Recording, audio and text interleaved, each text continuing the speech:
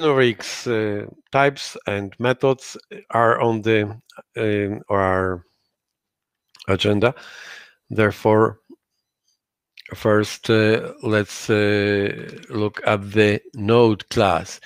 As you can see, it is abstract class, and comparing to the any other abstract class, we can see that here there's something additional.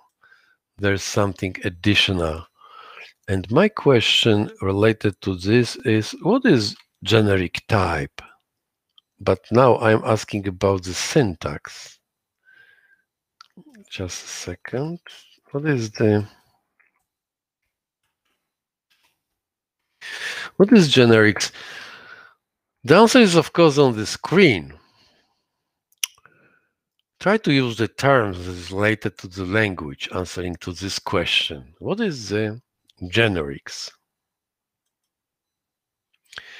It is my first question.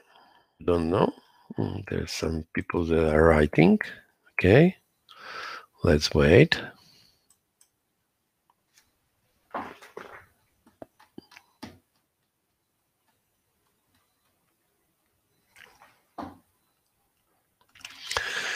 Okay, stop writing. Stop writing. Next. There's next answer.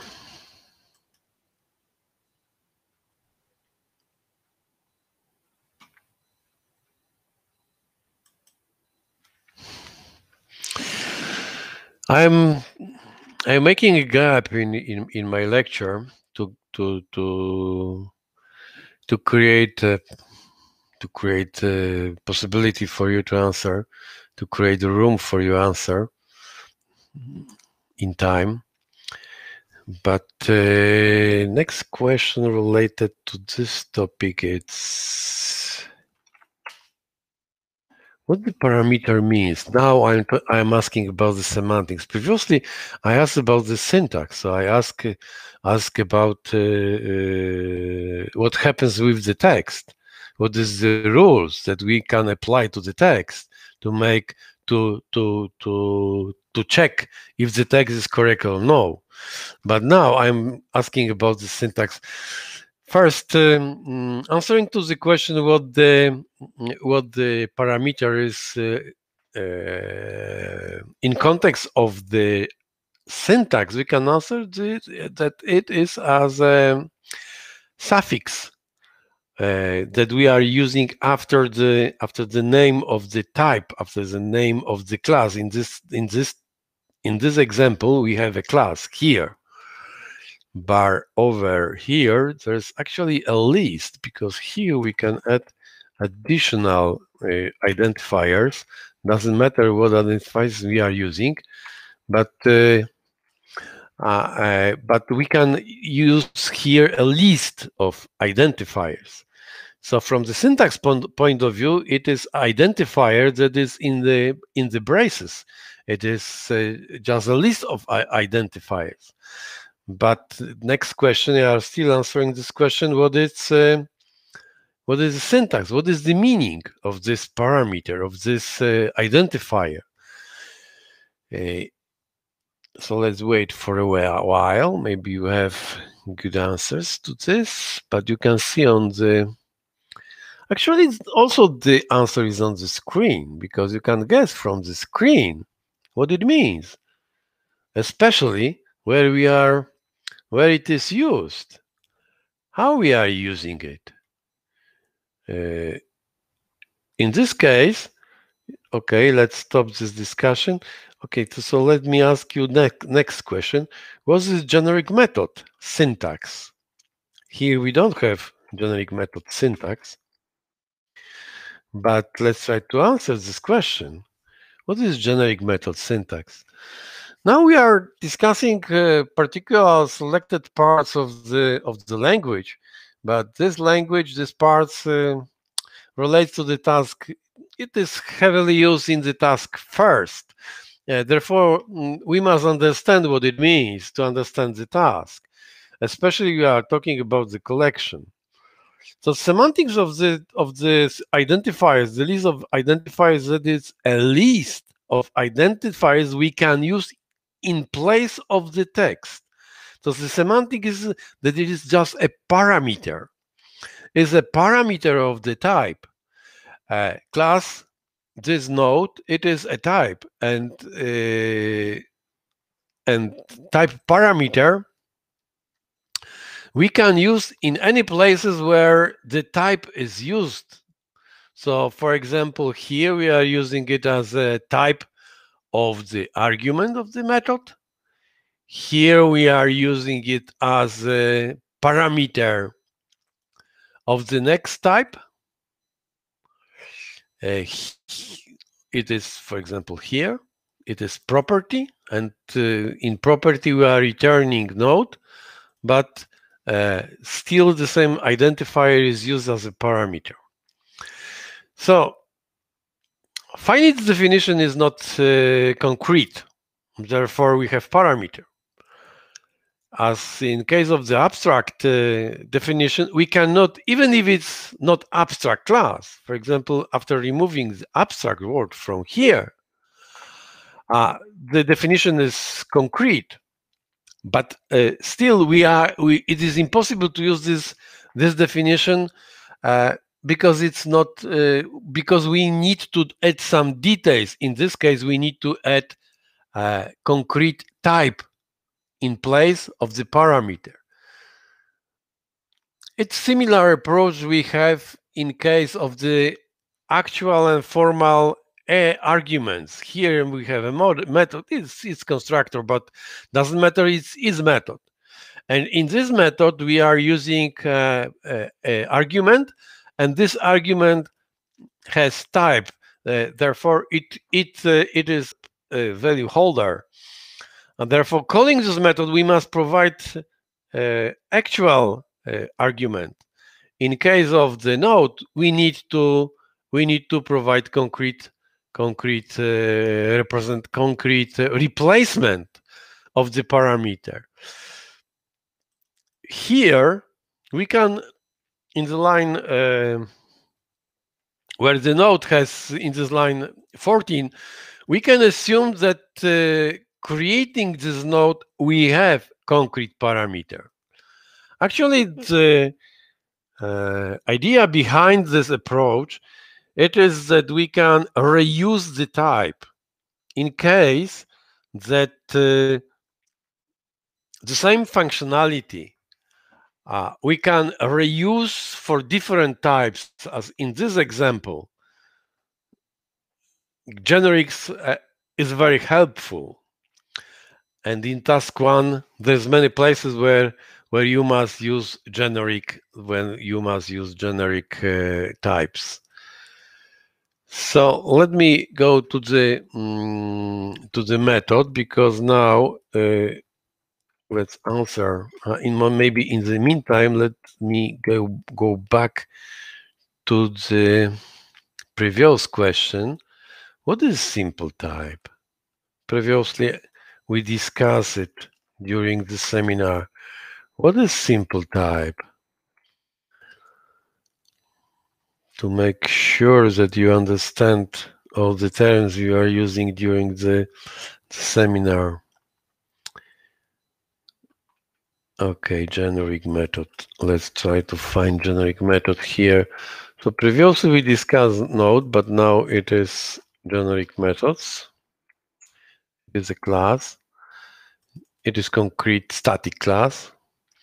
But for example, here we have a method. It's static method.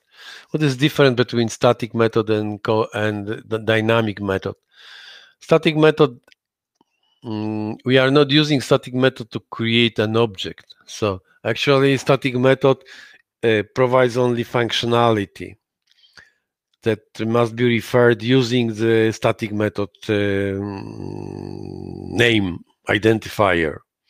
In this case, this definition is generic methods, and we can use this method as in context of this name, in context of the static class.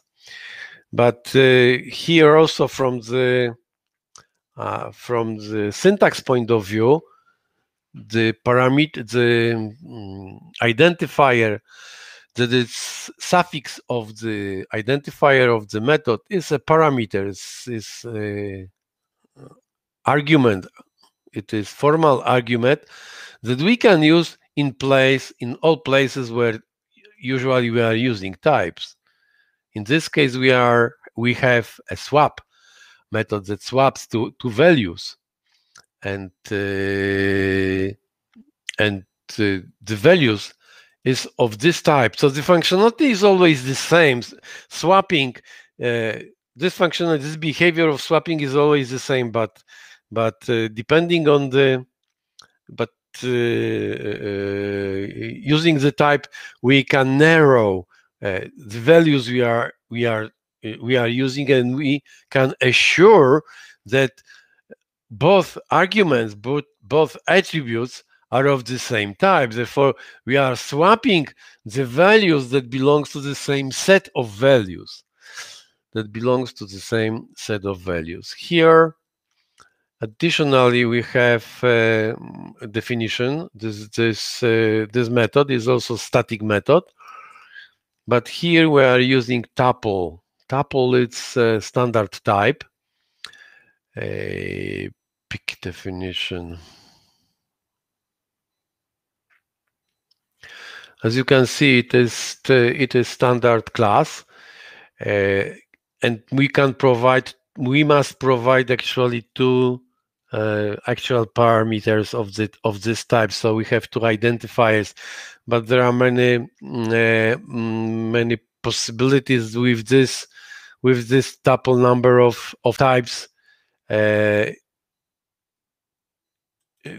We can change the number of types because many definitions has provided in the language. But additionally, what is important here that in all of the cases, the number of parameters are precisely defined in the definition. So if the tuple is provided by the definition by the language, so the number of parameter is precisely defined, and depending on the number of parameters, we have different types. So additionally, we can say that the parameters, type parameters, additionally creates a name of the type. So if the type has 3 parameters, it is different type than the type that has only 2 parameters. Okay, so it's usage of the parameter, but together with the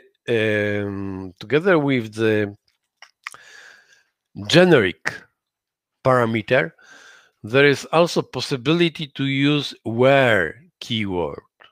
What is the where keyword?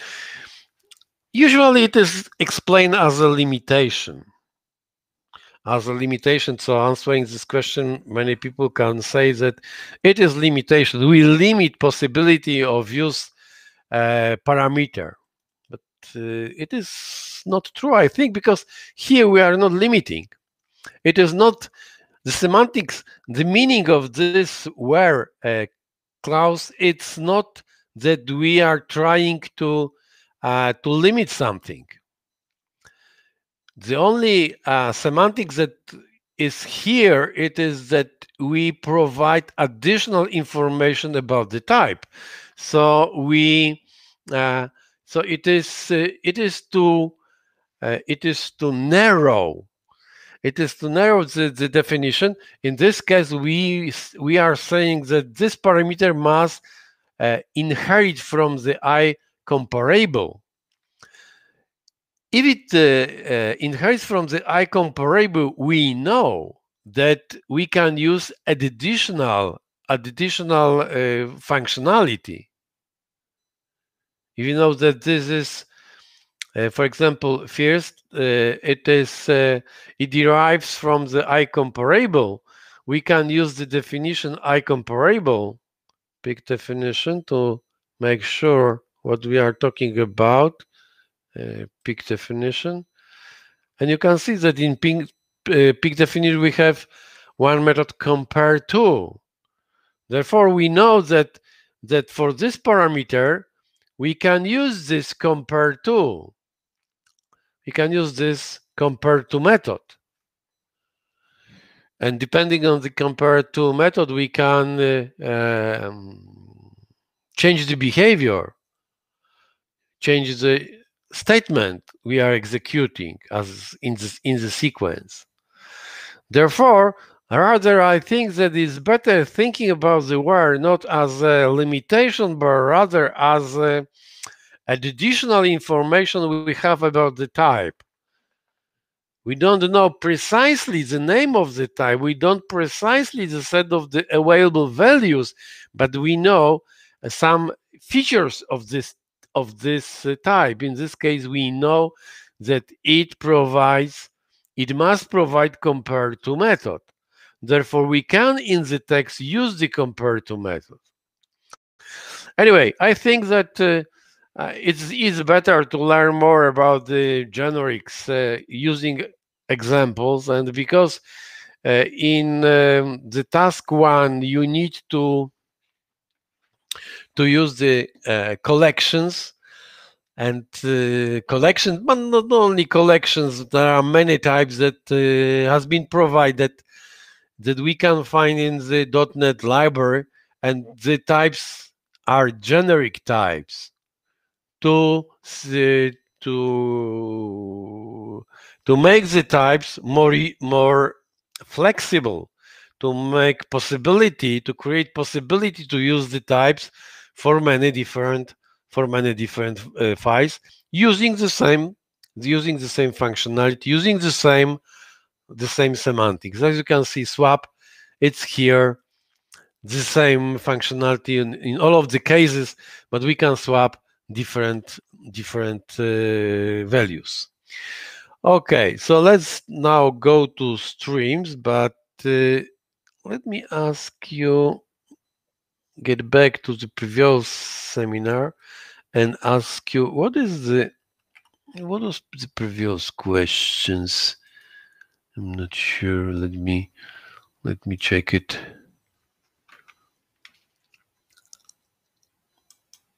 What is simple type? Okay. The color is horrible, so it's hard to read. Okay, but I think that this question is very important for the task 1. What is the collection? Yeah, I mentioned it previously. I mentioned it recently. What is collection? It is the question for now, but we go to the data streams. The data streams we can find in the file example. So let's provide here file example.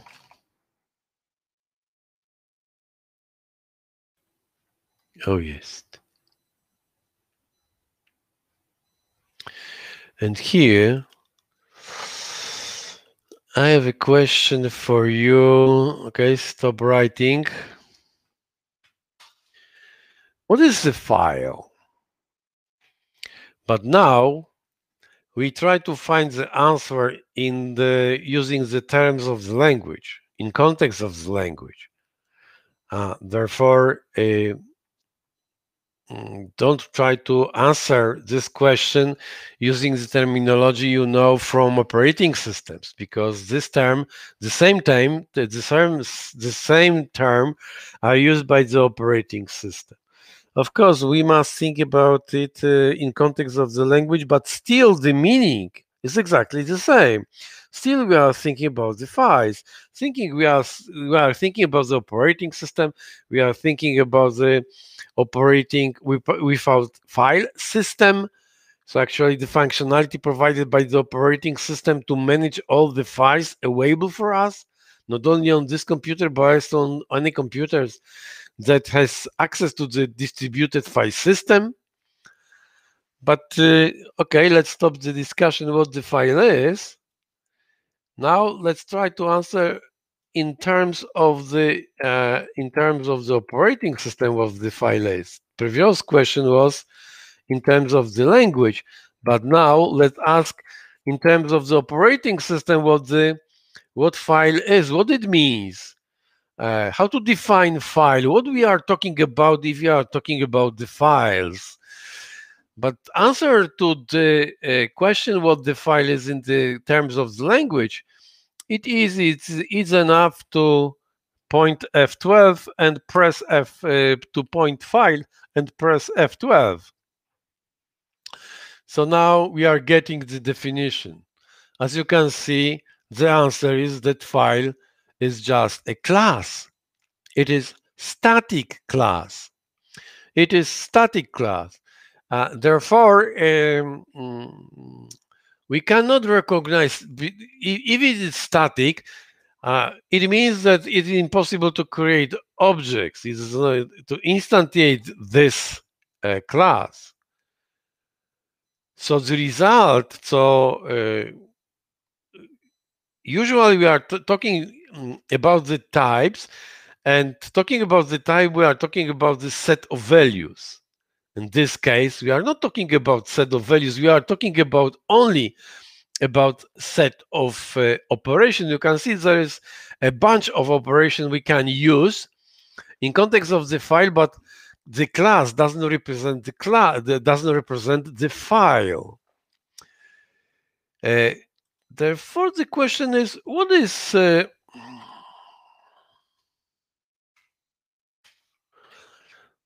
the file represent? If the file doesn't represent file in terms of the operating system, because the term used for the language derives from the term used for operating system, it is interesting. What it actually represents? What it means? What is the meaning of the file? But get back to the definition what the file is in the terms of operating system. In terms of the operating system, we can say that file is just a stream of bits. It's stream of bits, and additionally that has a description. But the description we can call metadata. We can call metadata. And metadata contains all the information that we need to manage this bit stream. How to prove that we have bit stream? That file actually is a bit stream. So we must get back to the previous example, but here let's answer the question what the file is. In this case, in this language, remember that now we are talking about the language, because in another language it could be solved in a different way. But here, file, for example, here you can see that we have operation open, and for open we need to provide path, so information how to localize the file. Next, there is file mode and file access, additional two parameters, very important for us parameters, but we can see that using this operation we can open a file. So now forget about the meaning, what it means that we are opening the file, what it actually is. But if we have operations like open, like read, write to file, we can say that actually here file represent a file system. So it can be used, it can be applied to all of the system we have access locally or globally if we are connected to the distributed file system. Of course. So go to the next question. What is the stream in terms of the language terminology? There is someone that tries to write, but we need to ask next question. What is the stream in the terms of of the language, terminology used in the language. In the previous file example, we can see the word stream. So here we can see that we are using both. We are using file and we are using stream. Here file, as I said previously, it means that we are referring to the file system, to our operations that are provided by the operating system against the files. But stream, in context of this language, stream F12, as you can guess, is also the class. In this case, it is abstract class. But get back to the previous question, what it means. Doesn't matter what it is, but what it means. The meaning of the stream is for us the most important thing. Before we are using streams, we must use a stream. Therefore, we must know what it means, what it represents in context of the operating system. So let's go back here to the example, because from the example we can derive the most important functionality. First, we must answer the question. Oh, here it's good question. Here's a good question for you. What is the main purpose of the file open operation? Open operation, it's a kind of behavior of the operating system and file system, but for the program, what it means, what it does, what the operation does, what is the result of this operation? Okay. Try to answer this question, and next question is actually I'm expecting an answer that contains two parts, because there are two very important things that we must deal with.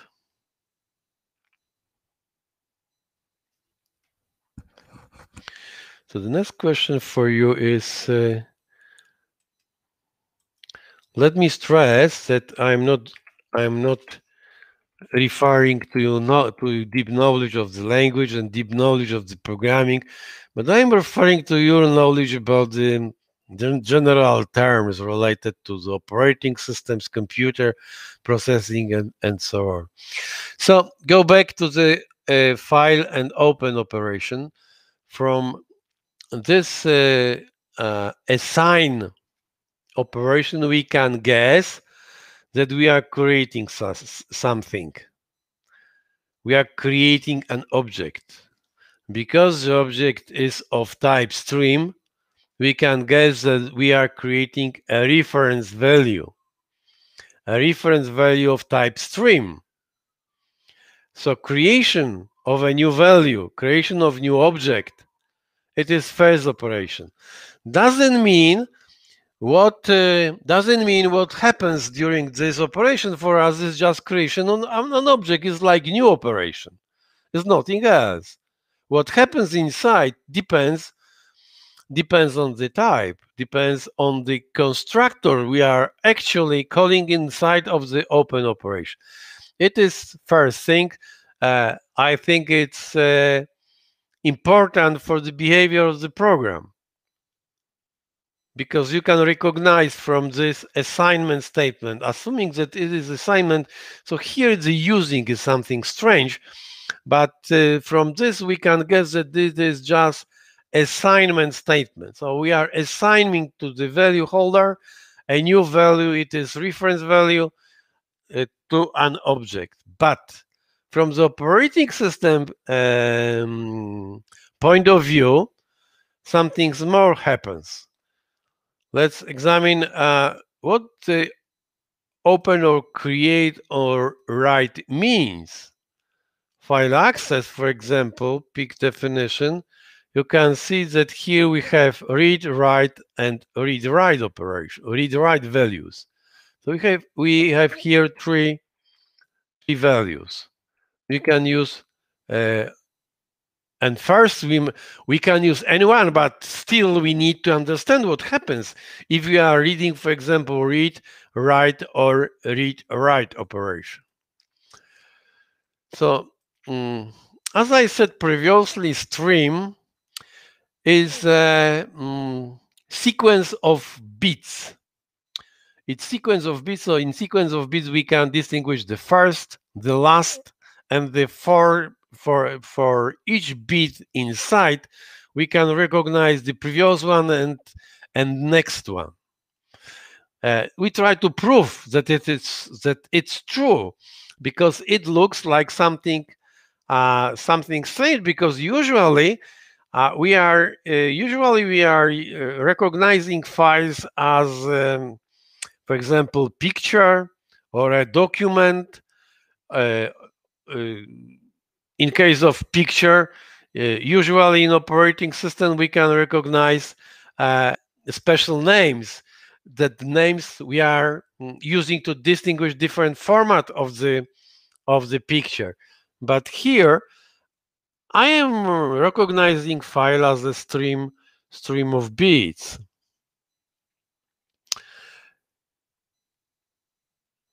But the most important thing is here, file access. What the file access mean? Because open, additionally, to create an instance of the stream, it also lock a file. What means locking file? Lock file means, so my next question, let me break my description, but next question for you relates to this topic. What is the function of the using statement? What is the using statement? What it means? Well, how to what is the syntax and semantic of the using? But get back to the open operation. Open operation creates an object and additionally locks the file. So it says the operating system, it is file that I am using only. It is book this file only for me, to make sure that there is no other users and other uses of the same file. Everything is because we need to have consistent data in the file. So the data must be consistent. If the stream of bits are used by many concurrently, simultaneously by many users, it's possible that partially the file will be replaced, will be modified by one of the user, and another part will be modified by another user. Therefore, the content of the file is not consistent. Therefore, we must log it. Make sure that only one user, but one user is modifying the file. In case here we have a read operation only, if we have read, we can lock, we can prohibit, we can prevent using write, but the file could be opened by many users at the same time. It could be shared by many users. In this case, consistency of the file is not at danger because no one is trying to modify the stream of bits. Therefore, you must use it very carefully. Try to imagine that the file is used, for example, in a hospital to manage data about the patients, about the workers, about the employees, about the medicines, about the drugs, etc., about something, and you are blocking it. You are blocking it to make something. Of course, the operation must be as short as possible. As short as possible to make sure that the log operation is as short as possible, that we are not preventing other people, preventing other user, preventing other computer to use the same content of the same file.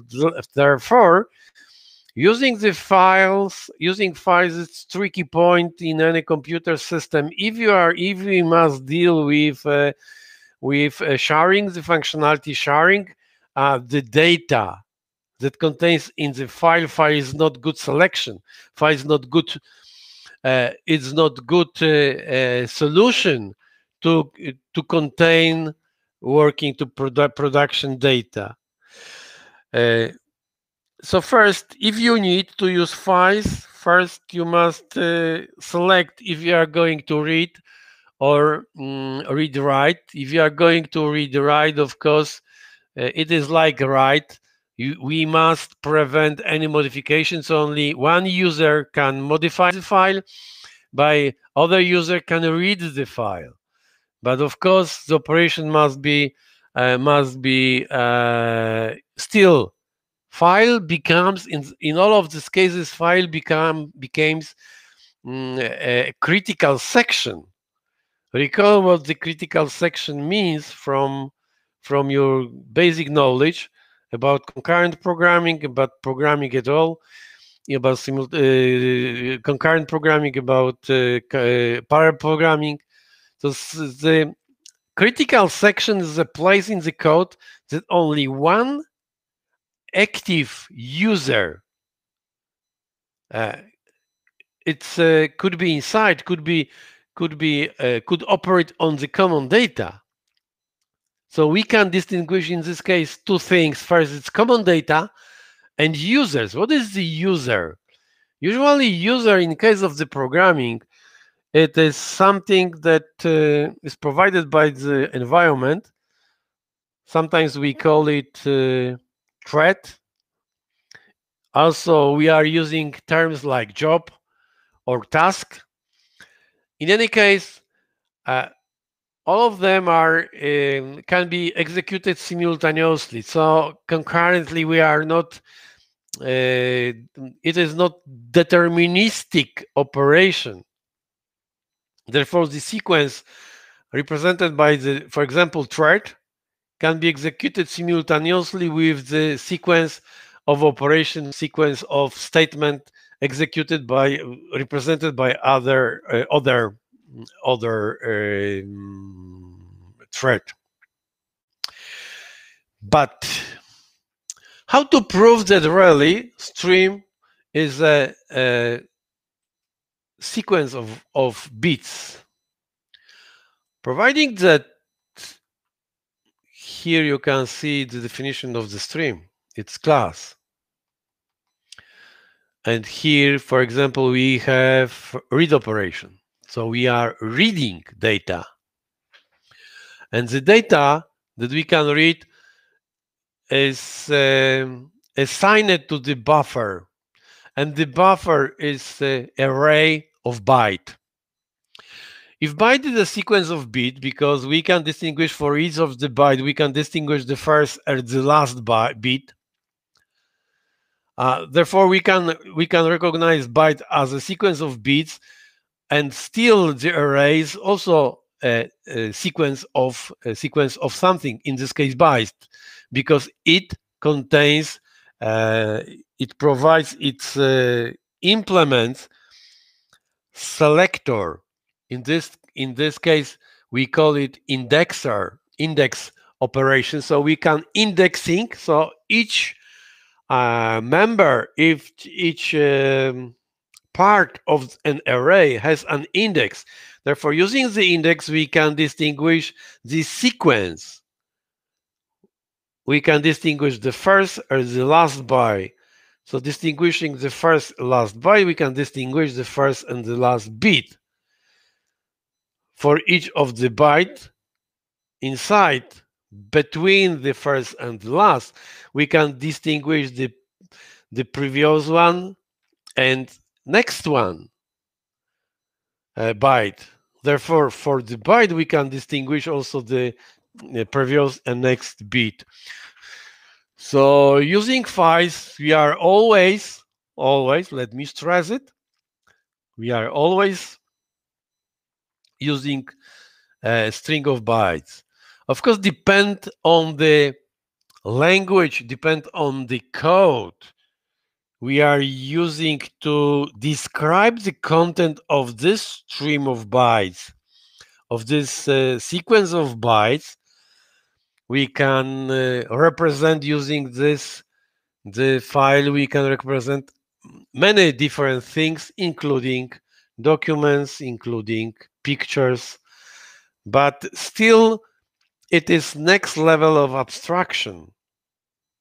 At the very beginning, from the operating system point of view, in all of the cases, file is always string of bytes.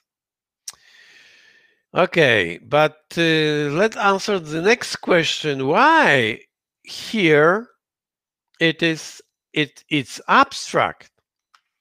So it means that all of the abstract functionality, for example, here and here, we don't have implementation, we don't have, so this class doesn't provide definition of the implementation, doesn't provide details about the behavior.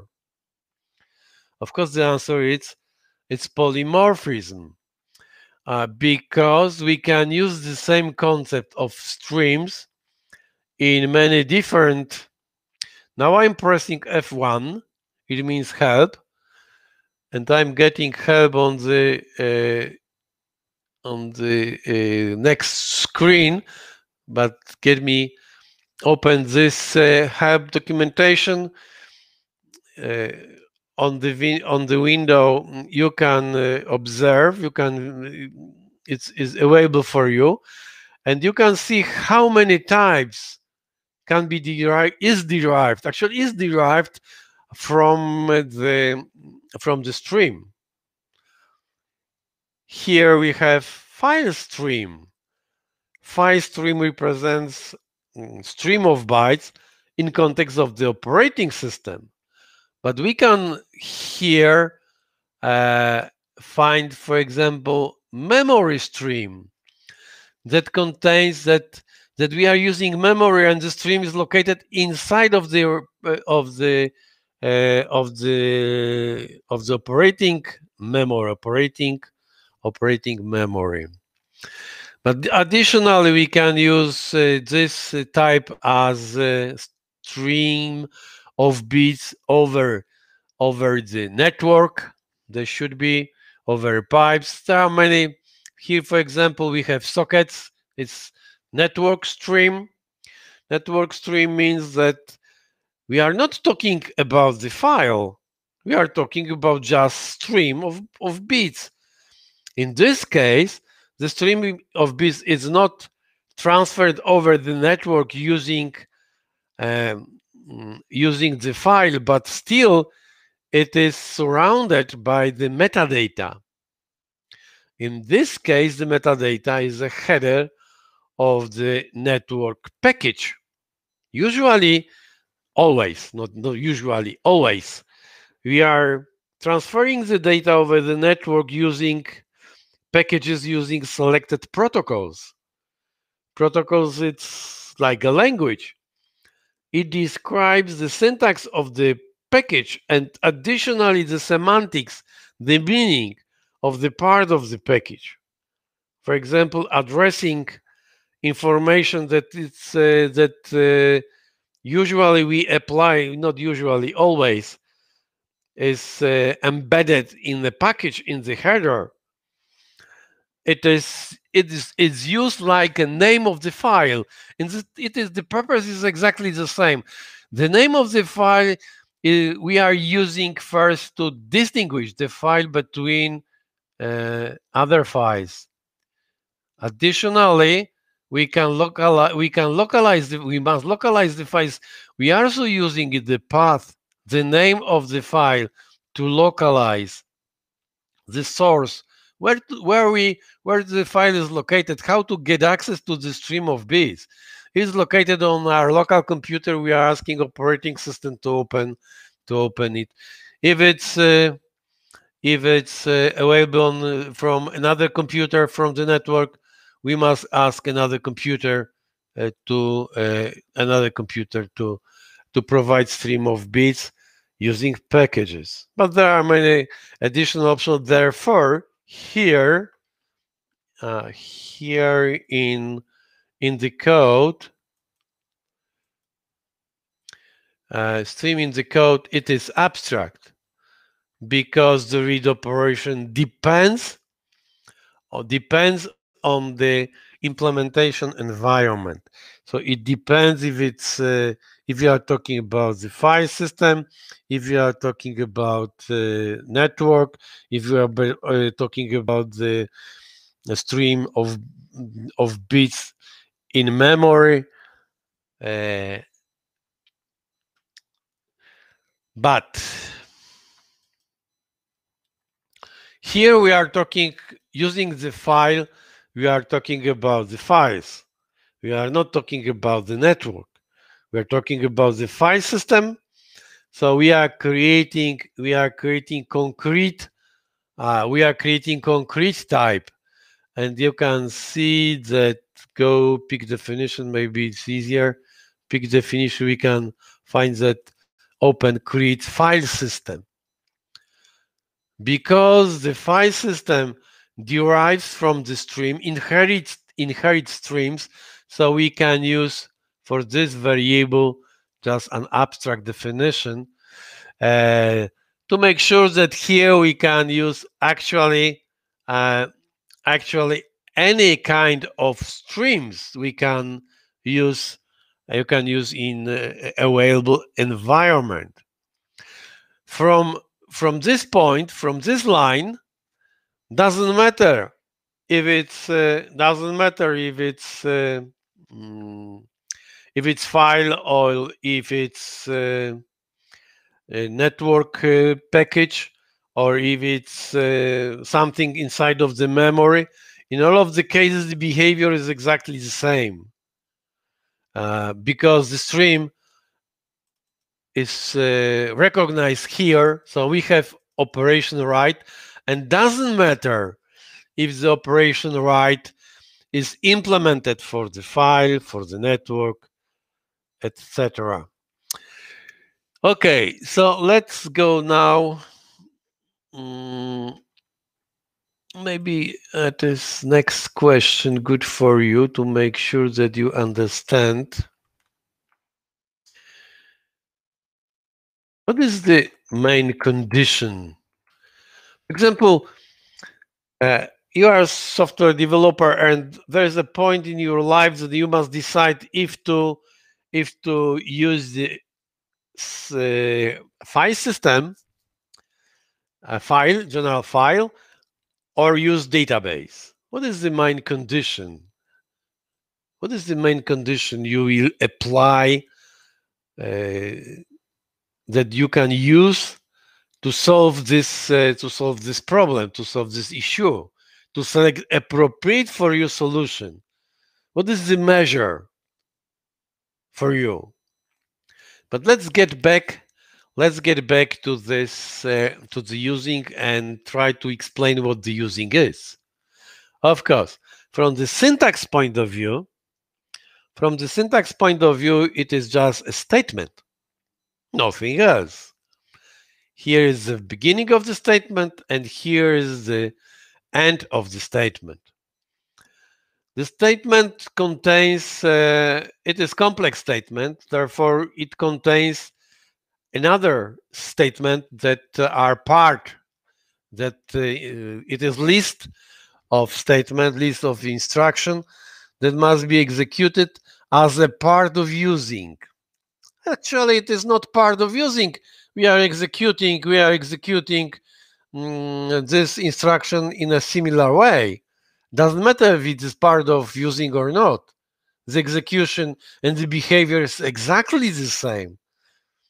So actually using doesn't provide any syntax, any additional meaning to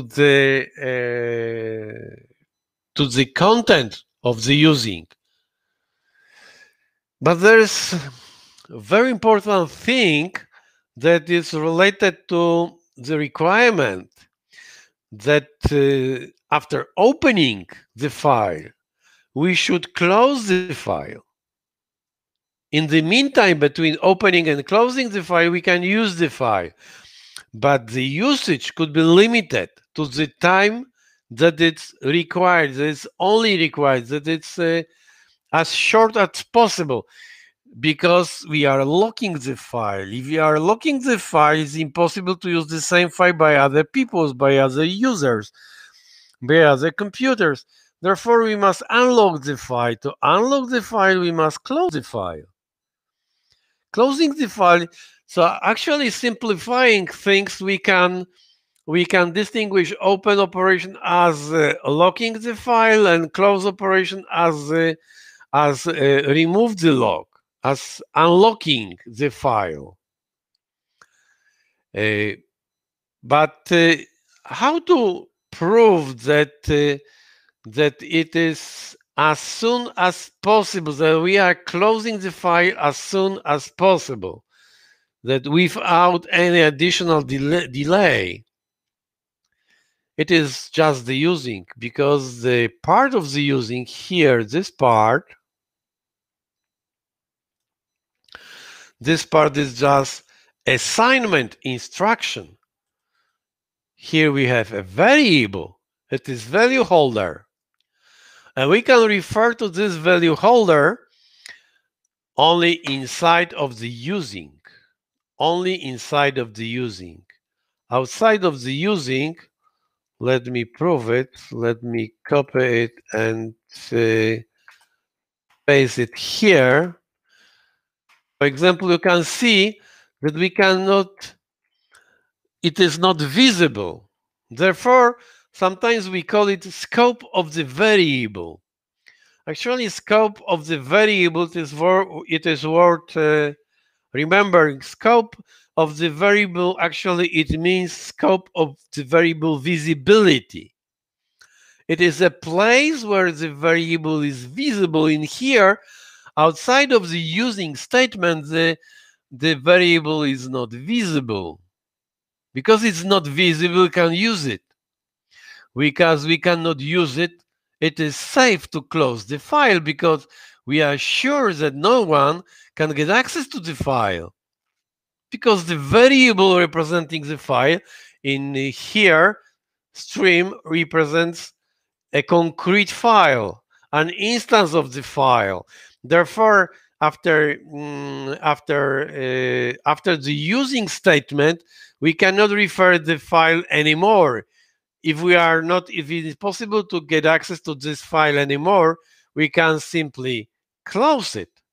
We can simply close it. But of course, Stream probably provides appropriate. Let's check it. Do we have close operation? Go to definition and try to find close. And see here it's close operation.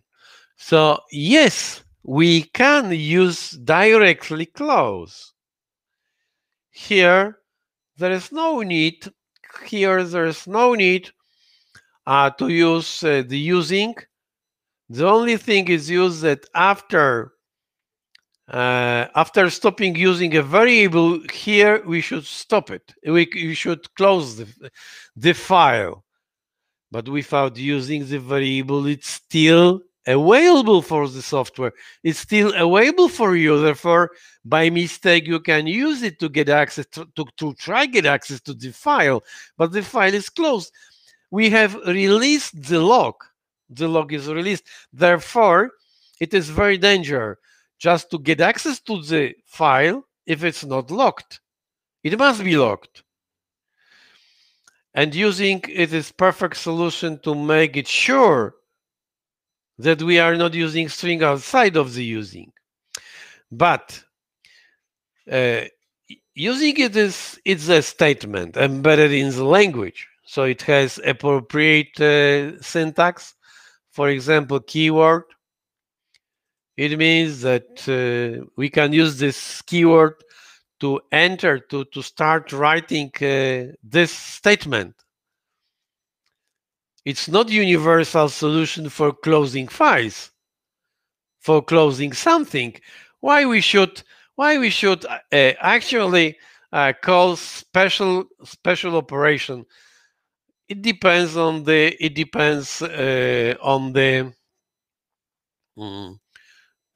depends on the type. What happens if what should happen? What should happen in case we are not going to use the variable anymore?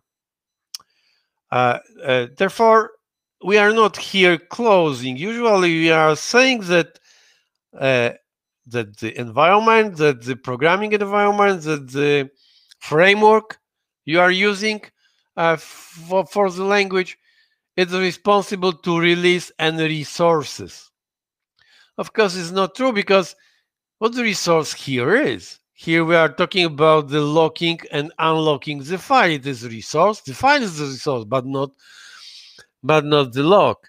Therefore, and it is universal. What it means? It means that here we are calling special operation that calls, go to definition of the stream.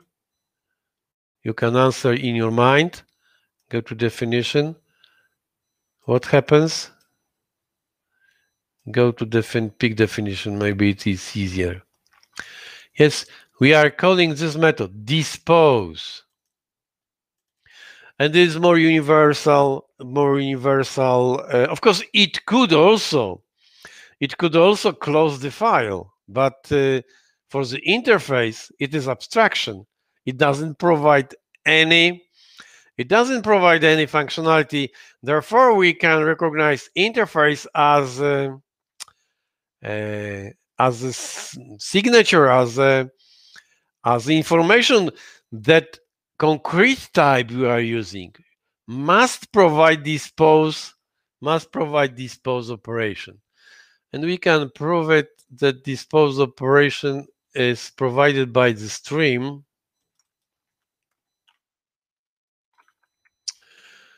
Dispose, you can see here dispose. Of course, it must be implemented because the class inherits from this interface. It is responsible to implement this interface. In this case, it is concrete. Operation. It is concrete operation that we can use, but actually inside we are calling dispose with the parameter, and here it is protected and virtual. Therefore, we can override it in a derived classes in the inherited after inheriting this class.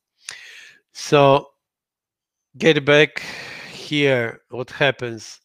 Here we are calling dispose. What is the behavior of the dispose? For us doesn't matter. It depends on the concrete type. For example, if it's file system, we could lock. It's possible to unlock the file.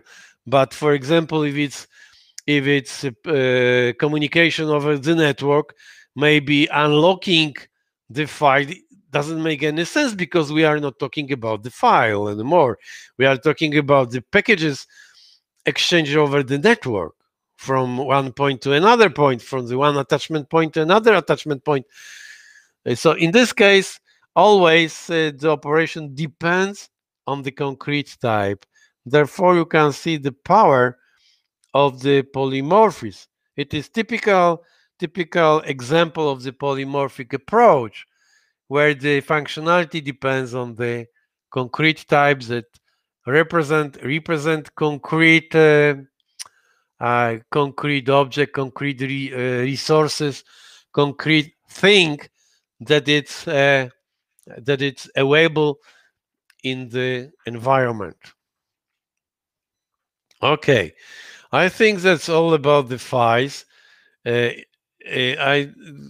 actually it is not required that you will use the files in the first task because everything happens in the memory. So it is just for your information. You're probably, but in the second task, you will. It is required to use the databases instead of the files. So we are assuming, referring to the question about the condition. The condition is it is a possibility to share the resources. If there is any need to share the file, to share the data, we should to select database. In case we are not going to share the information, we can use files, and this is the only condition because both in files and in the databases we can represent exactly the same information. In both cases, the data could be structured, so we can work on structures, but more about the structure of streams we'll talk during the discussion of the serialization. The serialization is on our roadmap. Okay, if there's any question, you are welcome to ask me. Now go to the next topic, attribute. What is the attribute? Attribute is the next very important thing. No save modification. Let's close all this all documents. No, but now we'll get to the attributed class. And the first question for you, what is attribute? Now I'm talking about the syntax. What is attribute? Attribute is on our list, on our roadmap, and it's very important. We discussed the attribute. Actually, we referred to this term during the project discussing unit test. In unit test, you are using heavily. You are using attributes, marking and providing additional information, additional description to the classes or to the methods. Here, for example, you can also see examples like this, but let me open a unit test. Maybe I have some unit test here.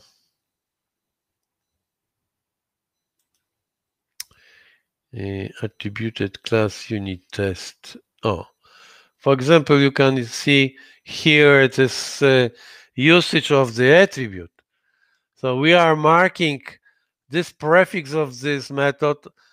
It means that this method we are using to test our code. So it is a prefix.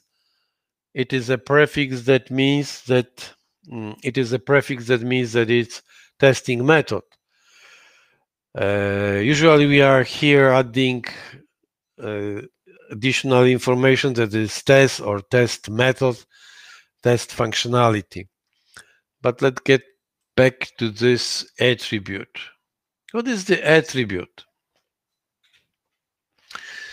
For example, here we can find custom attributes. So what is let me ask you next question in the meantime before answering previous one. I see you finished to provide me feedback.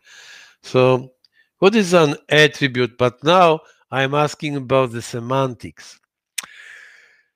Here you can see that as in the unit test, we can use attributes. So it is the first place we can recognize as attribute usage or referring to this term. Here we have the second point, but here we can find the attribute word. So it could be very for us, it could be very interesting to learn what in terms of the language, what is the syntax of the attribute. Here we can read the word attribute F12, solve the question and actually answer the previous question. What is the attribute? Attribute is a class. As usual, it is next class. It is next class. So, but from the usage here,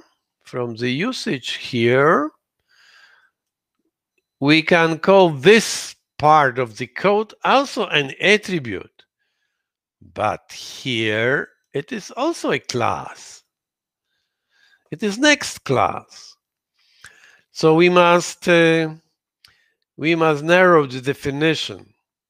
Do you remember the definition of the expression of the exception? Exception is also the class. Here, attribute is class. But to allow definition of the custom attribute, we can say that attribute, in all of the cases, it is a class that derives from the standard attribute class. Attribute, it is standard. It is a class provided by the framework. Go to definition. You can see it is provided by the Microsoft, by the library. So, as previously, iDisposable type that is also provided by the environment, by the framework. In both of the cases here and in the previous example related to the files, iDisposable and attribute, it is first a types, both are types provided by the standard definition of the language, but additionally it is related to the semantics of the language, because in case we are defining custom attribute, we can use the attribute as a prefix of the class. For example, as a prefix of the class, as a prefix of the method in many places. Actually, here, this attribute that is also provided by the operating system describes and provides information where this attribute can be used. You can see the list. The list is long. It could be used before the as assemble, as before the class, before the constructor, delegate, enumeration, event, and so on. There's many places. Actually, all of the places distinguish the concrete language constructs, syntax, and limits possibility to use concrete custom. In here we have custom attribute, and it limits scope of usage to define precisely the construct of the language where the attribute could be used. But using it is, as you know, program is okay. So let me go to the next question for you.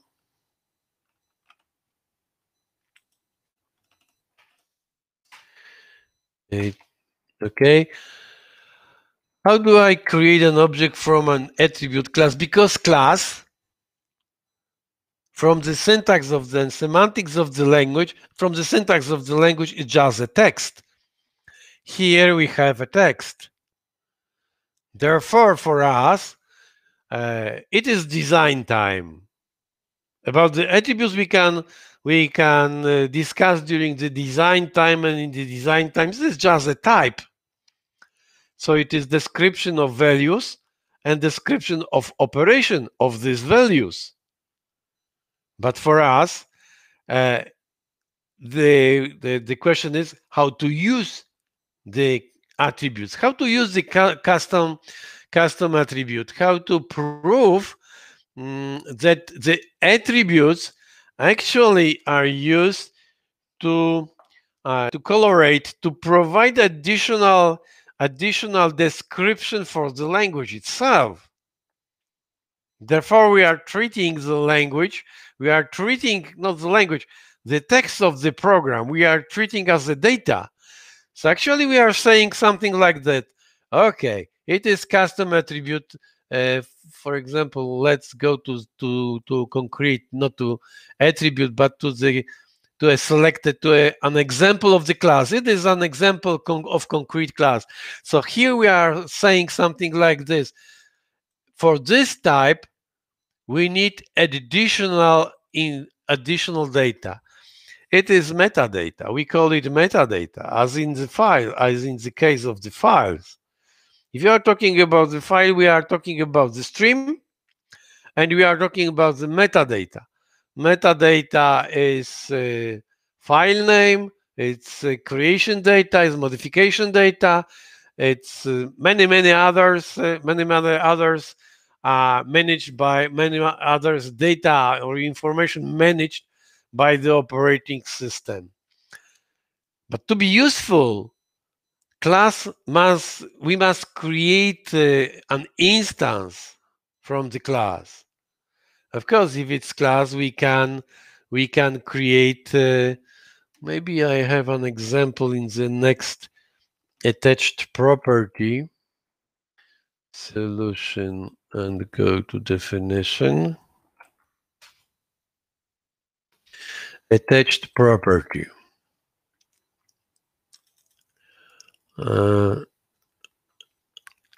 Can we find custom? Custom is not over here. So let's go back to this attribute and let's try to find the place where we are using find all references. Here is an example. You can see that in this statement, this assignment statement, it is in the test, data stream test. But in this 23 line, you can see an assignment statement, and this assignment statement, we are creating an object from the custom attribute class. So it's possible, it's typical concrete class. We can create an object and we can use this object, but here it's impossible to say that it is metadata of the program because we don't have any information about the program.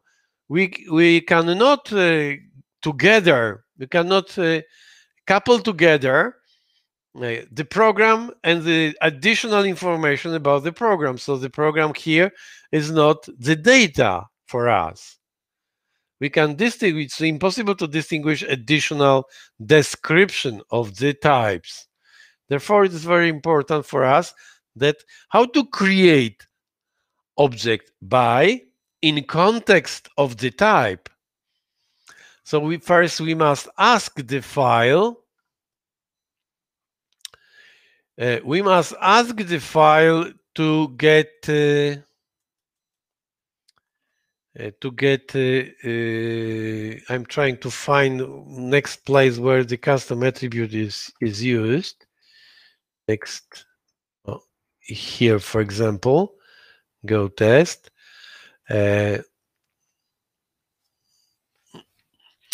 We are getting the custom attributes, and it's an answer how to create an object, but in a context of the type. Here we have a type definition. So actually here, using the go test, we can provide description of the type. Where's the good? Well, we are using Go test.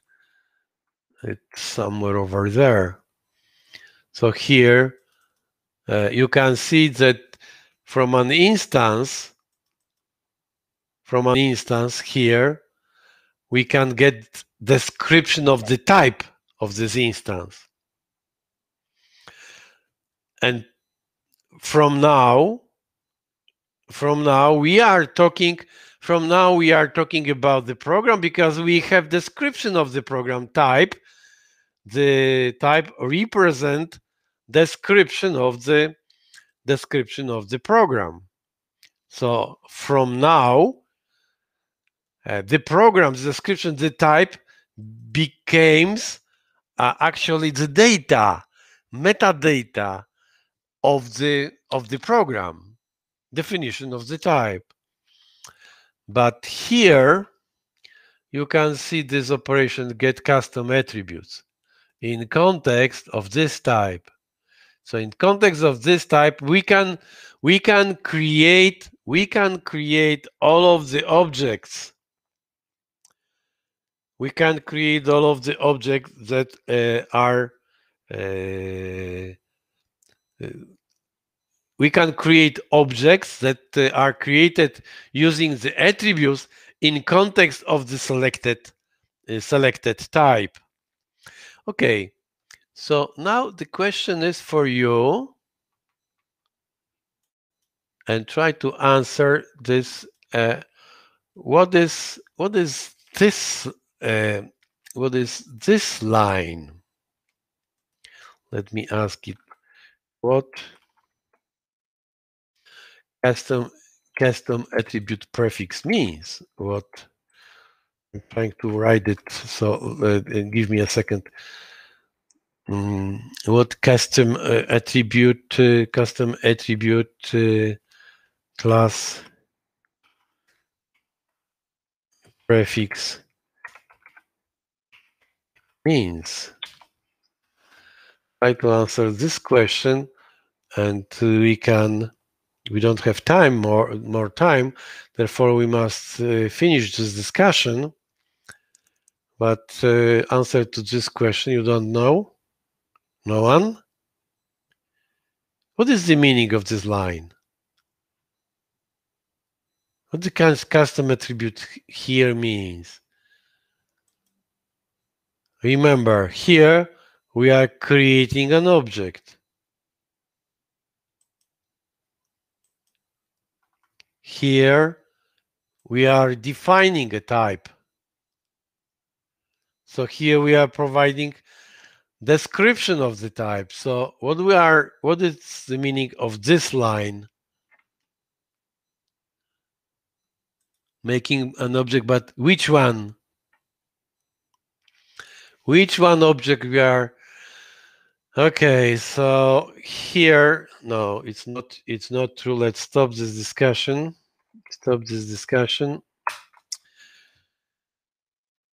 And use F12. So after selecting and using F12, you can see it is just description how to use the constructor. How to use the constructor. Here we are to create an object, always we must call the constructor. In any cases, doesn't matter if you are using new or no, in all of the cases, to create an object, we must call the constructor. But to call the constructor, we must provide, for example, the actual parameters. And here you can see the actual parameters of this constructor. This constructor requires string. And here we are providing actual parameters against the formal parameters we have in this constructor. Therefore, we can recognize this as a description of the constructor that belongs to the selected type, because the type and constructor have exactly the same names. There's no place for mistake. in all of the cases, if you are talking about the constructor, we are talking about the type. Both has the same identifier. Okay, I think that's all for today. It is very good introduction to reflection. Next topic, next discussion will be related to the attachment. Attachment property is an example of the reflection. But next we talk about the reflection, and first question I will ask during the next seminar will be, what is reflection? Therefore, it is your homework to answer this question. What is expression?